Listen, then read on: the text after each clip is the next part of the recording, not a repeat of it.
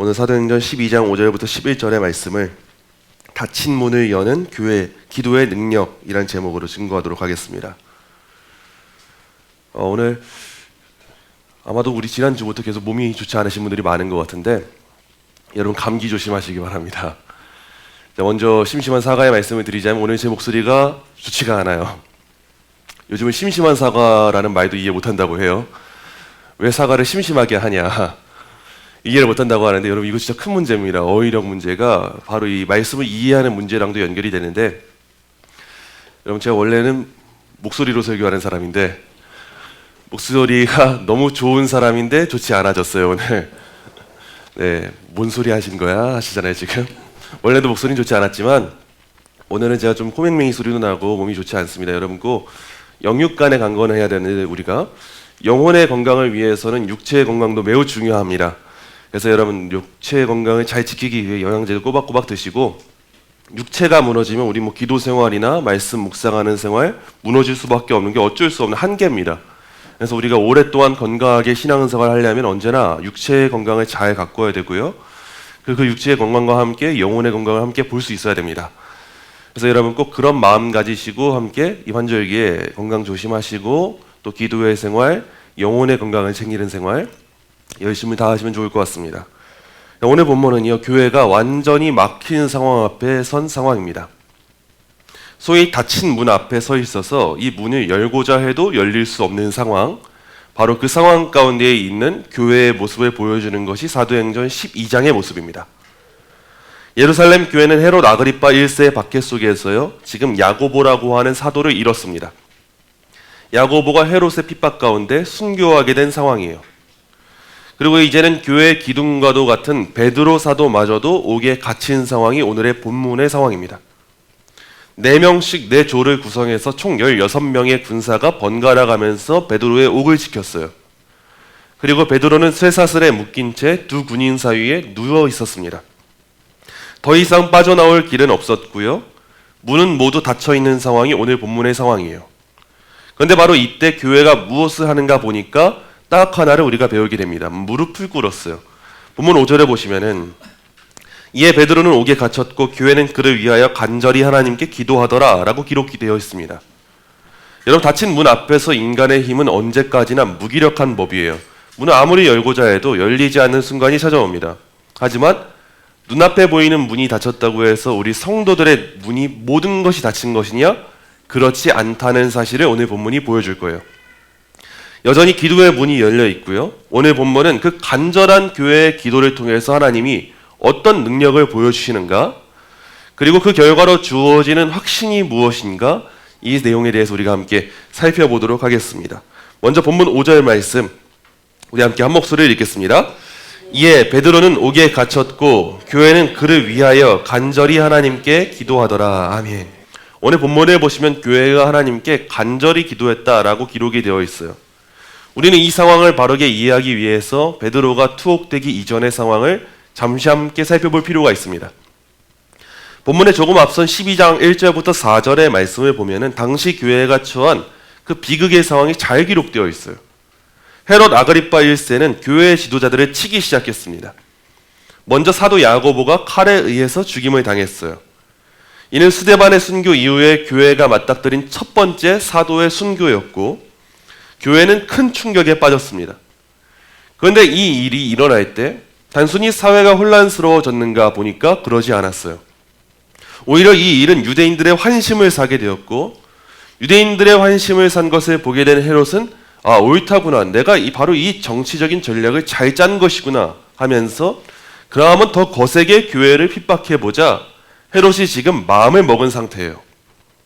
그러면서 이제는 교회의 대표가 누군가 보니까 베드로라고 하는 사도가 보이고 그 베드로를 끌어잡아가서 옥에 가둬둔 상황입니다. 그리고 이제 이 베드로마저도 죽음을 눈앞에 두고 있는, 처형을 직전 앞에 둔 그 상황에 처하게 된 거예요. 여러분 이것은 단순히 구금이 아니었습니다.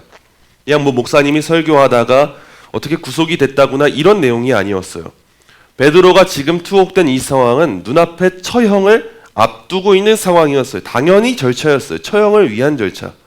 베드로도 이제 조금만 있으면은 이제는 사형에 처하게 될 그 상황에 처해 있구나 모든 사람이 알 수 있었습니다. 바로 이와 같은 상황이 있을 때 교회들의 눈앞에는 소망이 사라지게 됩니다. 인간적으로는 더 이상 소망이 없습니다. 교회는 무기도 없고요, 군사도 없고요, 권세도 없고요, 어떤 정치력도 없어요. 많은 사람들은 교회를 비방하고 있는 상황이고 교회는 그저 묵묵부답인 하나님 앞에서 아무것도 할 수 없는 상황이에요.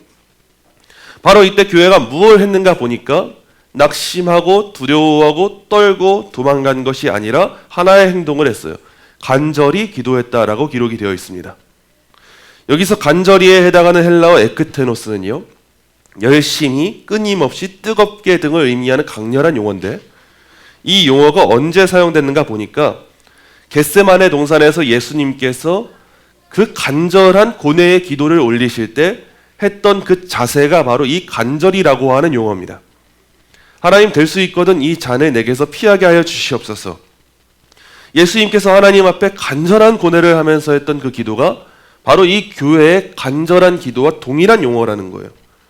그래서 이걸 통해서 우리가 이해하는 바가 뭐냐면 당시 교회는요, 지체의 아픔과 고난을 위하여서 단순히 형식적으로 그래 기도해야 되니까 기도해보자, 어디 베드로가 좀 잘 되나 한번 보자, 그래도 기도하는 게 맞지 않겠어, 이 정도 수준의 기도가 아니라 마치 내 일을 겪고 있는 것처럼, 지금 기도하지 않으면 죽을 것처럼 끊임없이 열렬하게 간절하게 고뇌하면서 생명을 걸고 온 힘을 쏟아부어서 기도했다는 거예요. 오직 하나님이시라면 어떻게든 베드로 사도를 감옥에서 풀어주실 수 있을 겁니다. 하나님, 이 일을 이루어 주시옵소서 간절히 기도했대요. 우리는 아마 오늘 본문을 보면서 21세기를 살고 있는 우리 성도들은 이런 의문이 들지도 모르겠어요.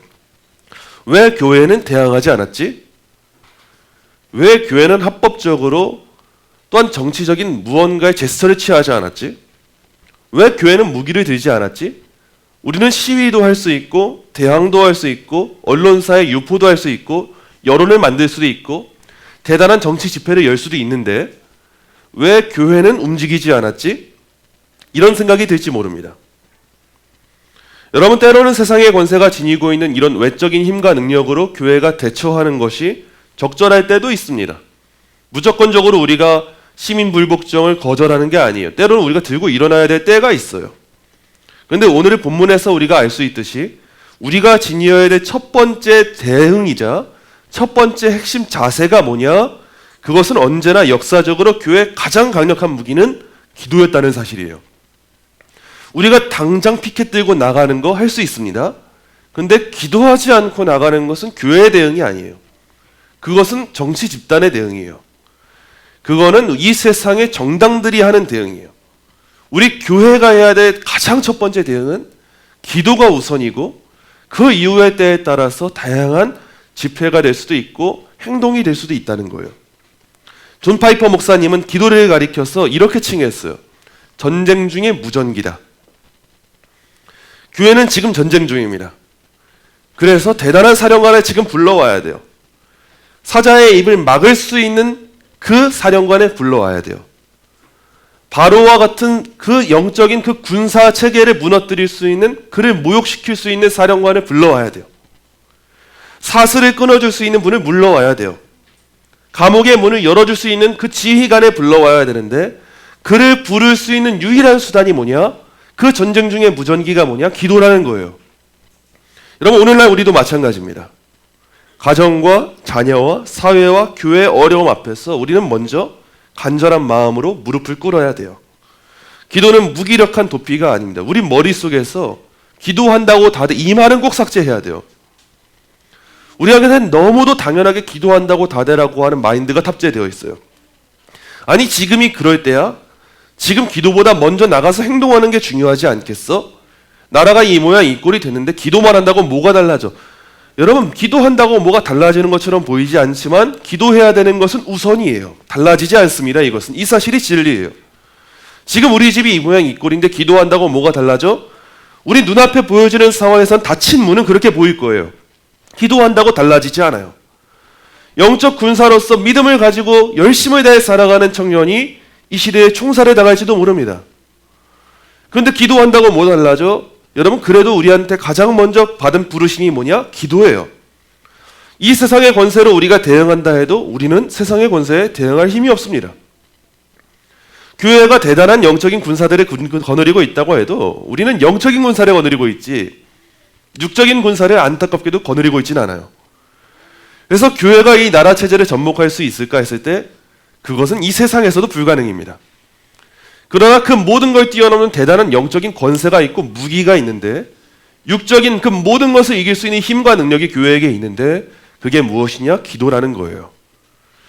여러분, 그래서 기도를 생각할 때 기도는 무기력한 도피가 아니라는 사실을 꼭 기억하셔야 되고 하나님의 보좌를 향한 가장 강력한 무전기가 나의 삶 가운데 붙들려 있구나.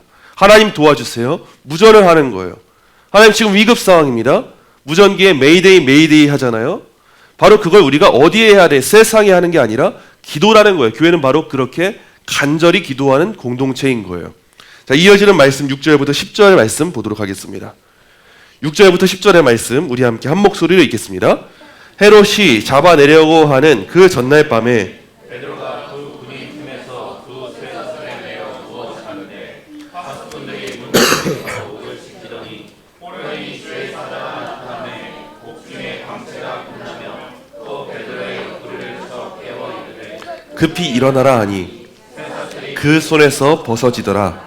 천사가 이르되 띠를 띠고 신을 신으라 하거늘 베드로가 그대로 하니 천사가 또 이르되 겉옷을 입고 따라오라 한대 베드로가 나와서 따라갈새 천사가 하는 것이 생시인 줄 알지 못하고 환상을 보는가 하니라. 이에 첫째와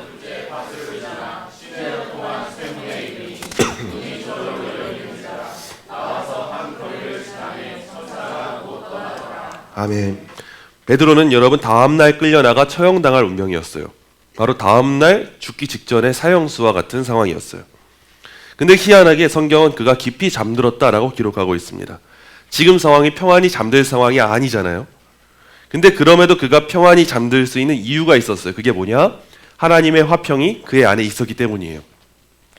그럼 지금 이 시대도 그래요. 평안히 잠들 수 있는 상황이 아니에요. 예배 시간도 평안히 잠들 수 있는 상황이 아니에요. 근데 가끔 우리 교회를 보면은 하나님의 화평을 주시는 분들이 있는 것 같아요. 종종 하나님 얼마나 화평을 주시는지 시대가 이래도 이 상황이 이래도 우리가 기도해야 될 상황이어도 가끔 우리한테 하나님 편하게 발 뻗고 잘 수 있는 시간을 주세요. 가정 안에서도 우리가 답답할 때가 있습니다. 이 남편이라고 하는 작자는 우리 집안이 이런 상황인데 어떻게 저렇게 코 골면서 잘 수가 있지? 이런 생각이 들 수 있고요. 아니 저 녀석은 이렇게 공부도 안 하고 성적을 이렇게 맞아먹고 나서 어떻게 저렇게 놀고 다니고 잘 잘 수 있지? 생각이 들 수 있어요. 물론 무조건적으로 마음 편하게 자는 거는 뭐 문제겠죠. 근데 하나님께서 화평을 주실 때 발 뻗고 잘 수 있는 상황이 주어집니다. 하나님이 우리를 푸른 초장으로 인도하실 때 여호와가 나의 목자라는 사실을 우리가 인식하게 될 때 그 목자 되신 여호와께서 이리 때로부터 나를 지키신다는 사실을 인식하게 될 때 이 푸른 풀밭에서 누워 잠잘 수 없었던 겁 많은 양들도 잘 수 있는 때가 찾아와요. 지금 베드로의 상황이 그렇습니다. 베드로는 자신의 운명을 정확하게 알고 있던 사람이에요. 바로 직전에 야고보 사도가 칼에 찔려서 순교를 했고 지금 헤롯은 더욱더 눈에 혈안이 되어서 이 정치적 힘을 얻고자 하여서 교회를 핍박하고 자기를 죽이려고 한다는 것을 잘 알고 있었어요. 그런데도 베드로는 잠이 잘 들었습니다. 아마도 베드로는 지금 자기를 붙잡고 있는 군사들에게도 복음을 전하고 나서 잠이 드는 것으로 보여요. 그런데 신비한 일이 발생합니다.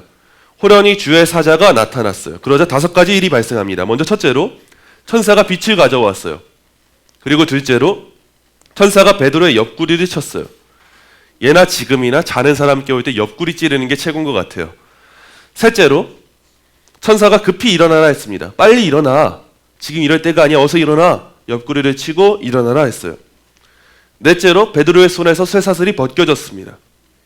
그리고 5째로 베드로가 너무 비몽사몽이었던 나머지 천사가 너 신발 신고 겉옷 입고 따라와라. 이렇게 세밀하게 알려줬어요. 지금 베드로가 얼마나 잘 잤는지 정신도 못 차리고 지금 이게 꿈이야 생시야 하고 있는 때인데 천사가 친절하게 알려주는 거예요. 너 신발부터 신고 옷부터 똑바로 입고 빨리 좀 따라와봐 말하는 거예요. 베드로가 순종했지만 아마도 지금 몰골이 말이 아니었을 거예요. 신발을 짝짝이로 신었을 수도 있고요. 옷도 대충 걸쳐 있고 머리도 헝클어져 있었을 거예요. 여러분 이게 일반 사람입니까? 당장 내일 죽음 당하기 직전의 사람인데 이렇게 정신 못 차리고 잔다는 게 말이나 되는 상황이에요. 말이 안 되는 상황이에요. 근데도 베드로는 그 마음 가운데 화평이 있었기 때문에 그렇게 넉넉하게 잤던 거예요. 베드로가 천사를 따라서 갔어요. 그러니까 말도 안 되는 상황이 펼쳐집니다. 병사들을 보는 눈 앞에서 지나가고 쇠사슬이 저절로 열리는 상황이 펼쳐지는 거예요. 여기서 저절로에 해당하는 헬라어가 우리말로 자동으로라는 말입니다. 이 시대에 무슨 자동문이 있어요?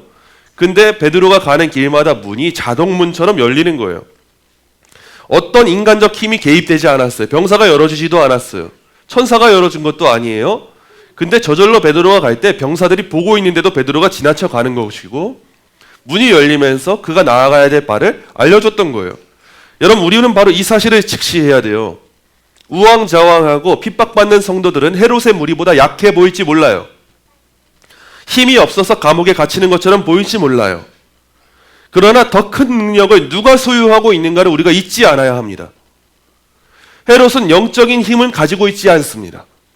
육적인 힘으로 감옥을 만들었고요. 병사들을 세웠고요. 쇠사슬로 베드로를 묶었어요. 근데 그 쇠사슬도 묶인 것이 풀리게 하고 병사들도 아무것도 못하게 하고 그 감옥 문도 열리게 하는 분이 있다는 사실을 알아야 돼요. 우왕좌왕하고 핍박받을지 모르나 하나님께 열심을 다해 기도한 그 성도들이야말로 헤롯을 능가하는 진정한 능력을 소유하고 있었던 거예요. 베드로는 이 경험을 통해서 교회의 참된 능력을 다시 한번 깨닫게 됐습니다. 우리 하나님은 그가 하고자 하신다면 언제든 우리를 건져내실 수 있다는 그 사실을 발견하게 됐어요. 여러분 베드로는요 탈출을 시도했던 적이 없습니다. 하나님 저를 건져주세요 기도하지도 않았어요. 그런데 누가 베드로를 구원했습니까? 하나님이 하신 거예요. 인간의 힘으로 열 수 없는 그 닫힌 문이 있습니다. 여러분 지금도 우리 마음 가운데 턱하고 지금 말문이 막히게 하는 닫힌 문이 있을지 몰라요. 아무리 머리를 굴려도 해결되지 않을 문이에요. 나의 건강과 가족의 관계와 다양한 상황과 재정과 그 모든 닫힌 문들이 있는 법이에요. 아무리 머리를 굴려도 이 세상의 육적인 권세로서는 이겨낼 방법이 없어요. 그러나 하나님의 전능하신 손이 임하면 그 문은 열릴 수 있다는 거예요. 우리는 늘 우리의 이성의 이 한계로부터 벗어나서 맞아, 내 이성으로 담을 수 없는 하나님은 모든 걸 하실 수 있지.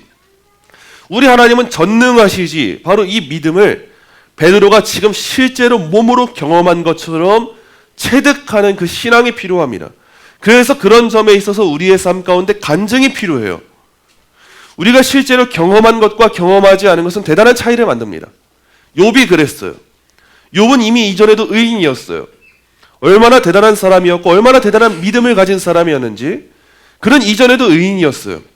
우리와 얼마나 다른지 모르겠어요. 우린 이전에도 죄인으로 살아가는데 욥은 이전에도 의인이라는 소리 들을 정도로 대단한 사람이었어요. 그가 하나님을 아는 지식이 얼마나 대단했겠어요. 근데 그 욥마저도 말로 표현할 수 없는 고난과 아픔과 그 모든 시간들을 겪고 나니까 뭐라고 고백을 합니까? 내가 이전에는 귀로만 들어서 하나님을 알았는데 이제 내가 눈으로 하나님을 봅니다. 고백을 하는 거예요. 그 경험을 통해 하나님에 대한 지식을 체득한 거예요. 그러고 나니까 욥이 고백하는 거예요. 나의 길을 하나님이 모든 것을 다 알고 계십니다. 하나님은 지금도 나를 정금과 같이 만들려고 단련하시는 중에 있습니다. 그래서 내 입술은 여호와 하나님을 찬양할 수밖에 없습니다. 체득한 거예요. 이전에 욥이 어땠습니까? 친구들이 와서 욥에게 너가 죄지어서 그런 거야? 이래서 그런 거야? 다양한 신앙의 유혹을 해요. 그때 욥도 흔들흔들 거리면서 믿음을 지키기 쉽지 않았을 거예요. 근데 이 모든 시간 다 겪어나고 가니까 욥이 고백하는 거예요. 이전에는 제가 하나님 귀로 들어서만 알고 있었어요. 1차적인 지식만 갖고 있었어요. 근데 이제야 제가 하나님을 봤습니다. 이제야 내가 하나님을 아는 것 같아요. 하나님 이런 분이에요. 몸으로 경험해서 알게 되고 그 믿음으로 살아가게 된 거예요. 하나님이 우리한테 때때로 그런 시간을 주십니다. 베드로가 옥에 갇혀야 되는 시간이 필요했어요.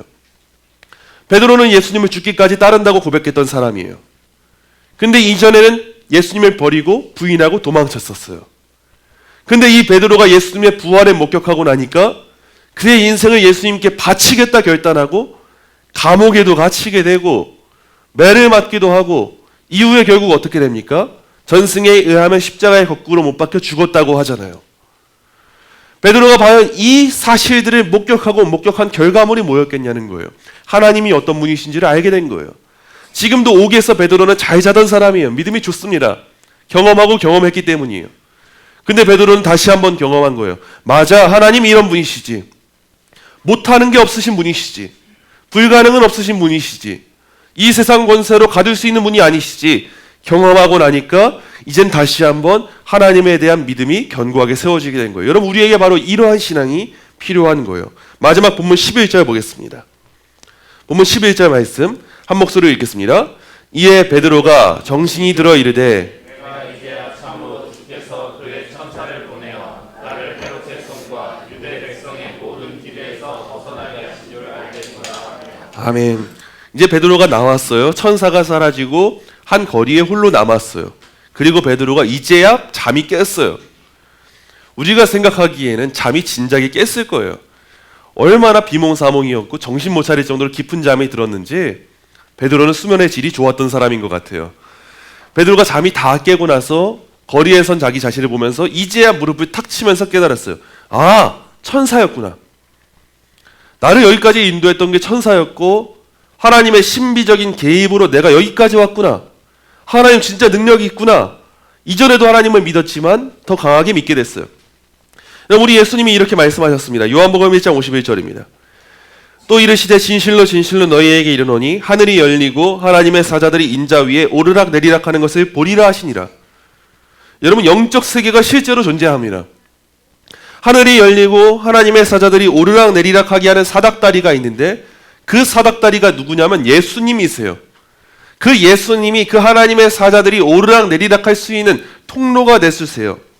여러분, 히브리서에서도 이렇게 덧붙여요. 히브리서 1장 14절입니다. 모든 천사들은 섬기는 영으로서 구원받은 상속자들을 위하여 섬기라고 보내심이 아니냐. 하나님의 천사가 실제로 존재하는데 그 천사의 존재 이유가 뭐냐? 하나님의 사람들을 섬기라고 존재하는 게 천사입니다. 그래서 우리는 누구 뭐 대천사장이 어떻고 누구를 섬기고 이런 거 하는 게 아니야. 여러분, 천사가 우리를 섬기는 거예요. 이 영적 세계가 실제로 존재하는 거예요. 실제로 사탄 마귀가 역사하듯이 하나님의 사자들이 역사하고 있어요. 우리는 여러분 하늘의 시민입니다. 그리고 예수님께서 그 하늘과 땅을 잇는 그 통로의 사닥다리가 되십니다. 그리고 그분을 통해 우리는 수많은 천사들과 교통하는 삶을 살아가요. 우리의 상황이 지금 아무리 우물하다 할지라도 여러분, 그것은 중요치 않습니다. 하나님은 지금도 우리를 위한 하나님의 사자, 하나님의 비밀 요원을 부르셔서 지금도 우리의 삶을 이끌어내시고 구원해 주시고 붙들어 주시고 그 천사들로 하여금 여전히 우리를 섬기도록 인도하고 계신다는 사실을 우리 삶 가운데 발견해야 돼요. 그래서 하나님은 언제나 어디서나 언제 어디서나 어떤 자리에서나 우리를 구원할 수 있는 분이심을 고백해야 돼요. 오늘 본문과 매우 유사한 현대의 사건이 있습니다. 선다싱이라고 하는 사람이 있는데 이 사람의 경험에 의해서 우리가 많은 부분 익히 들어온 이야기일 수도 있어요. 티베트 공동체의 지도자 라마의 명령으로 선다싱이라고 하는 이 사람은요, 물이 없는 우물 아래로 던져졌어요. 그리고 그 우물 뚜껑이 단단히 봉해졌다고 합니다. 그 이전에도 다른 많은 사람들이 그 우물에 던져져서 그들의 뼈와 썩어가는 시체가 우물 바닥에 아주 많았다고 해요. 물이 없는 그 우물에 딱 던져놓으면 어떻게 사람이 자기 힘으로 일어나올 수 있겠어요? 어떻게 나올 수 있겠어요? 아마도 이 선다싱도 많은 사람들처럼 그 속에서 죽을 수밖에 없는 운명이었을 거예요. 근데 우물에 던져진 지 3번째 날 밤에 이 선다싱이 하나님께 기도를 했어요. 그랬더니만 누군가가 우물 그 뚜껑에 노크를 하면서 그걸 여는 소리가 들렸대요. 그때 한 목소리가 선다싱에게 아래로 내려가고 있는 밧줄을 단단히 붙잡으세요 라고 들렸다고 해요. 선다싱은 지시대로 했고 밧줄 맨 끝에 자신의 발을 끼울 수 있는 고리가 있는 걸 발견하고 몹시 기뻐했다고 합니다. 그리고 선다싱은 이 우물 아래에서 던져졌을 때 이미 팔이 다쳤기 때문에 그래서 기뻐했던 거예요. 팔이 다쳐져서 밧줄을 잡을 수가 없는데 밧줄을 보니까 발을 끼울 수 있는 고리가 있는 거예요. 그러니까 야, 정말 다행이다. 내가 올라갈 수 있겠구나. 너무 기뻐했대요. 그래서 선다싱이 우물 밖으로 나왔습니다. 그렇게 해서 나오고 나니까 뚜껑이 다른 것으로 대체되어서 다시 봉해졌대요. 근데 선다싱이 자신을 구해준 사람에게 감사의 말을 하려고 주변을 아무리 돌아봐도 자기 자신 외에는 아무도 없는 거예요. 상쾌한 공기가 선다싱에게 새로운 힘을 줬고 희한하게 다쳤던 파이도 다 나았대요. 그리고 아침이 되자 선다싱이 자신이 체포됐던 곳으로 다시 돌아가서 다시 복음을 전했다고 해요. 우물에 던져져서 처형됐던 그 사람이 자유의 몸이 돼서 다시 복음을 전하고 있다는 소식이 지도자 라마에게 다시 전해졌대요. 선다싱은 그래서 라마에게 끌려가서 질문을 받고 자신이 풀려났던 이야기를 들려주었다고 합니다. 라마는 아마도 누군가가 열쇠를 가지고 선다싱을 우물 밖으로 꺼낸 것이 틀림없을 거야 라고 말을 했는데, 열쇠를 열심히 찾아보니까 그 열쇠가 누구에게 있었는지 압니까? 라마 자신의 허리춤에 있었대요. 누군가는 이 일을 보면서 이건 말도 안 되는 사기극이야, 이거는 꾸며낸 이야기야 할지 모르겠지만 이건 하나님만 아시겠죠. 근데 비슷한 이야기인 것 같아요. 아무도 꺼내줄 수 없는 우물 안에 있었던 그 선다싱이 하나님께 부르짖었을 때 희한한 이 역사 가운데 밧줄이 내려왔고, 그 밧줄을 타고 우물 밖에 내려와서 그 자신을 구해준 사람을 찾으려고 했는데 아무리 찾아도 찾을 수가 없었고요. 희한하게 자기의 팔도 말끔히 낫게 되었어요.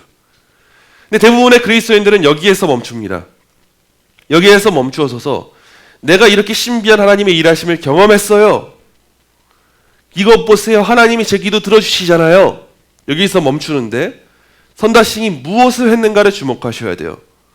이 모든 일들을 경험하고 다시 한번 자기가 끌려갔던 그 자리로 나아가서 그는 복음을 전했어요.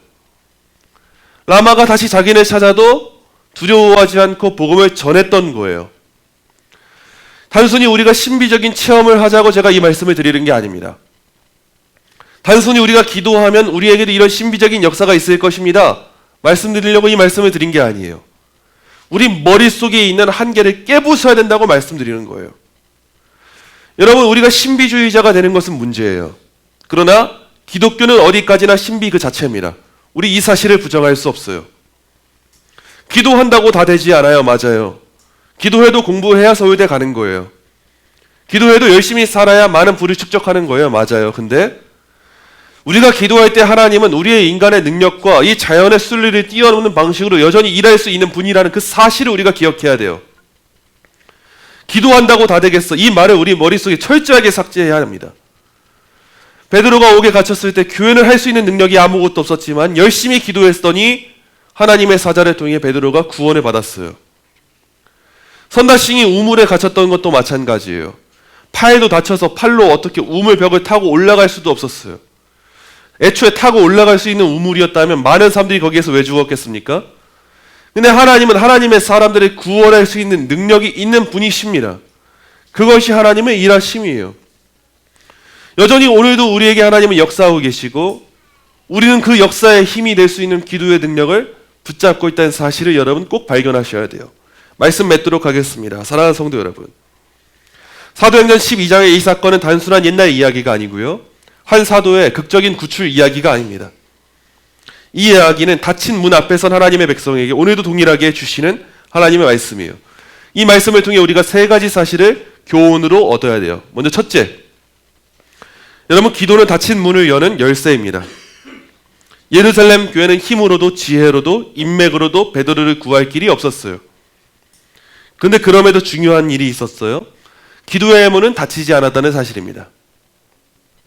교회의 간절한 기도는 하나님의 보좌를 움직였고 쇠사슬을 풀리게 했고 옥문이 열리게 하는 역사를 일으켰습니다.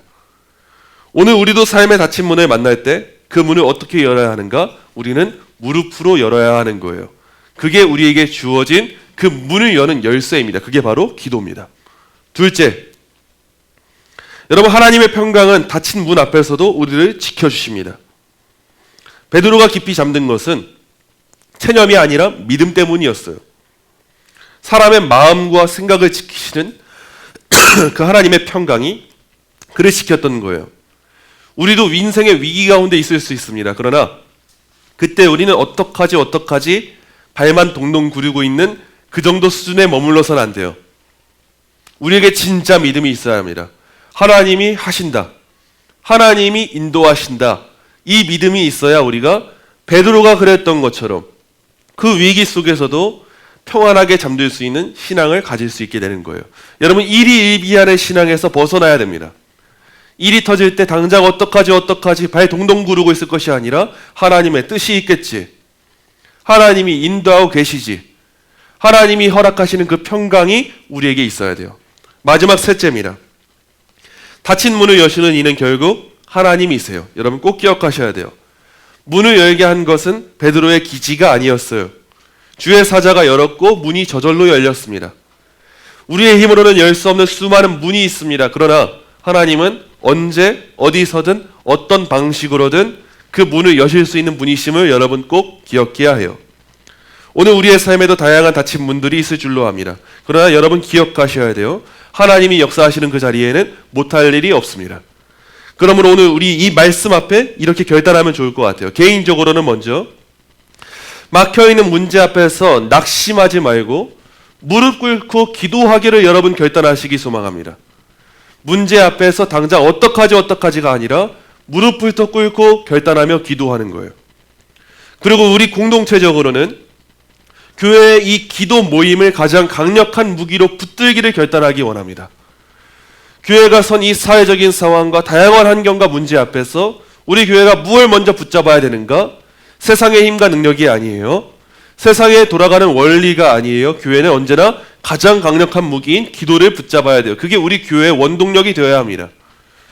그리고 시대적으로는 혼란과 위기의 때일수록 오직 하나님만이 문을 여실 수 있음을 믿고 우리가 기도로 나아가야 합니다. 시대가 혼탁합니다. 시대가 굉장히 약합니다. 믿는 자들은 더욱더 핍박을 받을 거예요.